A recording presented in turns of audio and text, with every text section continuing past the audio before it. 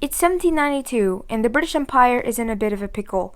The 18th century is full of costly wars, such as the 7 Years' War and the American Revolution soon after, and now they need money. It also didn't help that Britain was also in the middle of a trade deficit with China. Actually, what is going on in China? Well, a lot actually.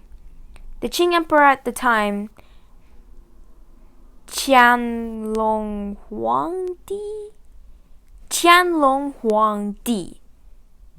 I'm definitely not saying that correctly, has made a bunch of restrictions over what foreigners can and cannot do when trading.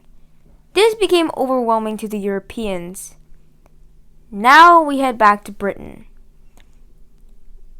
Britain has been trading silver and gold for tea.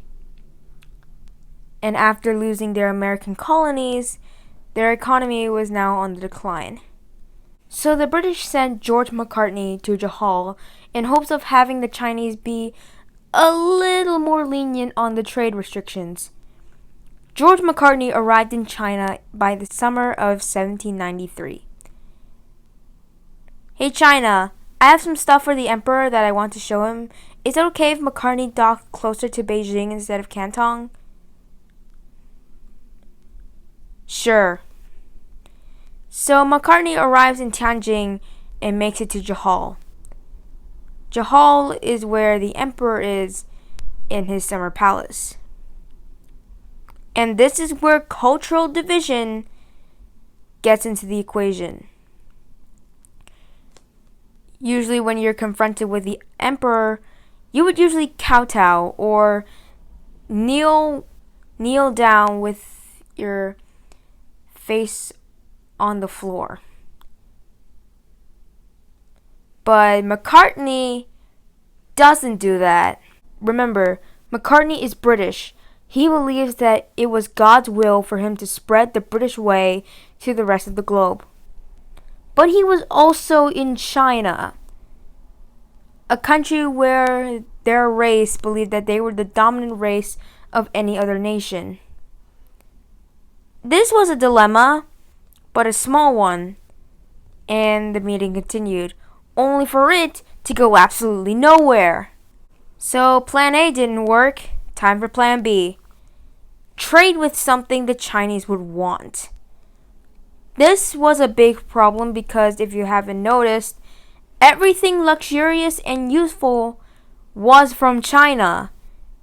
So what can you trade with China if they had virtually everything they would want? The answer was drugs, specifically opium. Opium was made from seed pods of the breadseed poppy. It is very addictive, however, and can cause symptoms like depression, mood swings, and withdrawal from normal activities. And the list goes on. China has actually been using opium for medicine since the Tang Dynasty, but has recently been using it for non-medical activity when foreign trade began. And you can't stop an addiction forever if someone forces it. Poppies were growing all over East India, and the British Empire just so happens to have territory in East India. So the British Empire had access to opium. Knowing about the opium addiction in China, they announced that they had opium, and if they wanted it, they could get it, and let the smugglers smuggle them in. So throughout the 1820s and 30s, the British Empire was having an illegal trade with China. Key word here, illegal. So when the new Chinese emperor, Dao Guang, sent his official Lin Zexu to Canton, he saw what these foreigners have done to his people. And now Lin Zexu wants to get rid of opium. He arrives in Canton on March of 1839. He would then arrest the opium traders as well as get rid of the opium with lye on June of 1839. Lye is a metal hydroxide obtained by leaching wood ashes. It has been used as soap, a chemical to make things less bitter, and of course, to get rid of opium. Now we pay close attention to this guy, Charles Elliot. He would be one of the peacemakers in this war. But right now, he ordered all British ships out of Canton and to a small island very close to the mainland. They were not too far from the Portuguese island of Macau, but that's not important right now. The British were furious, but also starving. So they went to the mainland to get some food and other supplies to last them on the island. But Chinese officials noticed them and attacked them. The date was September 4th, 1839. This is basically the First Opium War. Late October, Canton. The Thomas Coutts, a British merchant ship, is at the docks. The ship's captain, Warner, wanted to negotiate with Denting before this conflict became a full-scale war, to make sure that there will be no British ship showing up following the Thomas Coutts precedent. Elliot and his crew blockaded the Pearl River. But on November 3rd, the Royal Saxon showed up. Behind it was the HMS Voyage and the HMS Hyacinth, firing warning shots at the nearby ship. When the Chinese heard this, they sent a fleet of Chinese war junks under Chuenpi to protect the Royal Saxon. The Royal Saxon was a British ship that wanted to continue the trade with China, but not with opium. That might sound a little bit weird, but remember what the Chinese were fighting for. They wanted to make sure that no foreign nation would break their regulations as much as the British had. Elliot, seeing a ship from his own nation continue trade with the enemy, wouldn't allow this. Thus began the First Battle of Chuenpi, and after 4 Chinese war junks were destroyed, both sides ended up withdrawing. The Royal Saxon was at Canton, and the ship was now under Chinese protection. Lin Zexu reported to the emperor as a victory. The emperor was very pleased with this news. He did not know the full capability of the British Empire. During the winter leading up to 1840, the United Kingdom was divided. Traders and diplomats, as well as members in parliament, wanted war. They wanted to show these people that they can't treat them like this. However, the citizens in Britain felt differently. Most citizens were sympathetic to the Chinese and would be happy to halt the opium trade. But since the war supporters were the ones who were in power, chance of full-scale war got higher and higher. Meanwhile, in China, the emperor made Lin Zexu the governor of Canton and the Guangxi province on January 1st, 1840, and asked him to cut the British supply line as well as cut off all trade with the United Kingdom, including merchants. Soon after, all other merchant ships from other nations were making sure that they weren't carrying anything British. With both sides preparing for war, the actual part of the war began. It is here where the war is divided into 3 phases. In this episode, we're only going to talk about phase 1. Since the British didn't have a major base of operation on or nearby China, they left the Pearl River. The British still didn't want this to become a full-scale war, but instead, a punitive expedition. In February of 1840, Palmerston began to write. 4 months earlier, he instructed the Governor-General of India, Auckland, to send military forces to China. Now he's writing 2 letters, one to Elliot and one to the Qing Emperor.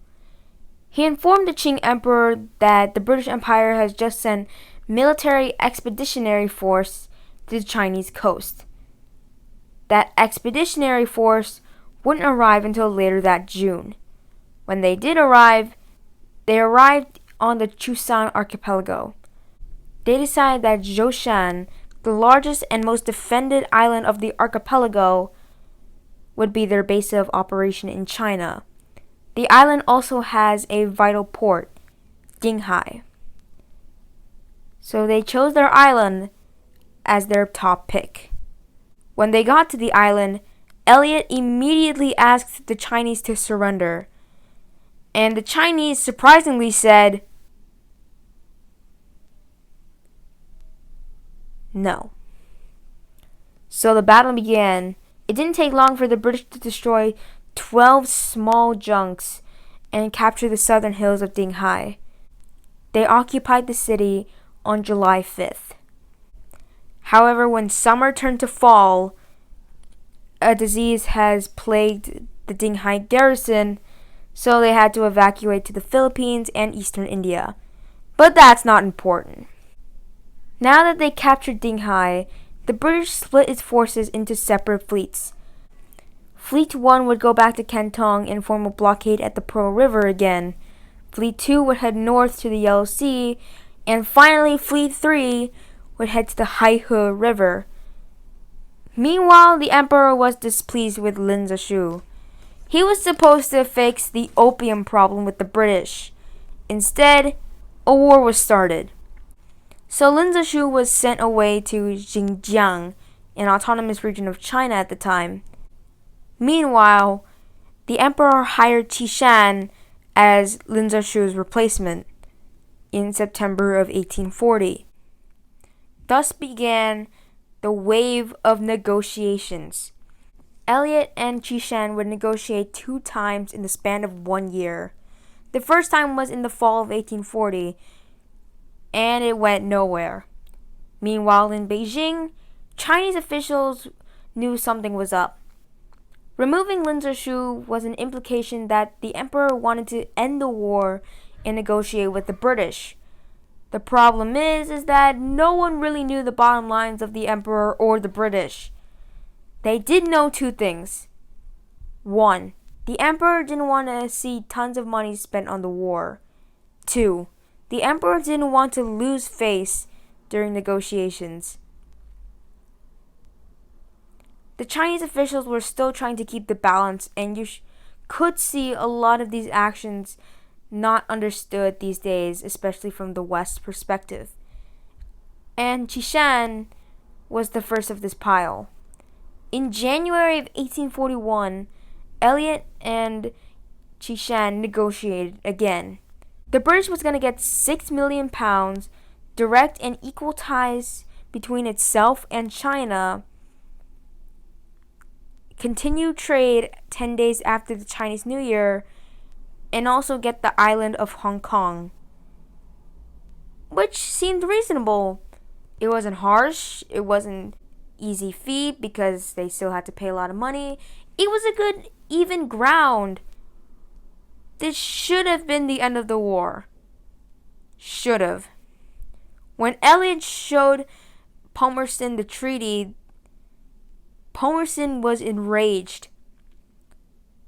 The amount of money they were going to get back was not enough to pay for the destroyed opium. What about Chuenpi and Zhoushan?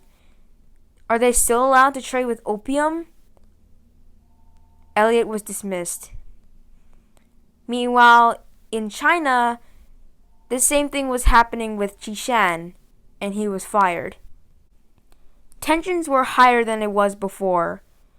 They knew there was no going back. But this was just the beginning.